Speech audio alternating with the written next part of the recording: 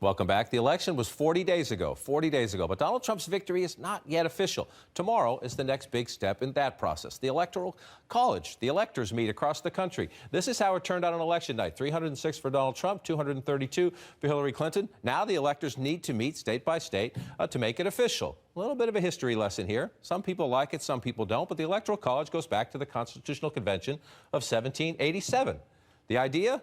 Protect the little guys, essentially. The established to give less populous states influence in presidential elections. Now we call them flyover states. But the founders set it up this way. Each state selects its own electors. They cannot have any involvement with the federal government. So if no one gets 270 votes, what happens then?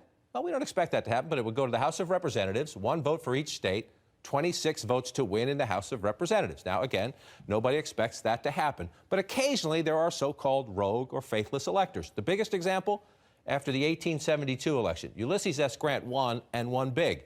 Horace Greeley died after the election, before the electors met. So 63 electors were so-called faithless, but understandable in that case. Will there be a big defection tomorrow? There's a lot of lobbying of the Trump electors, but we don't think so. More likely, maybe a little more than normal. Here's what normally plays out.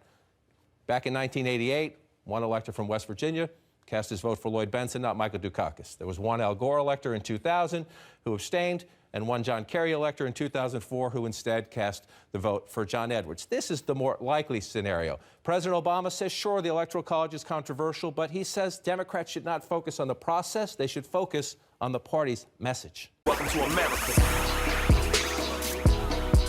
Welcome to America.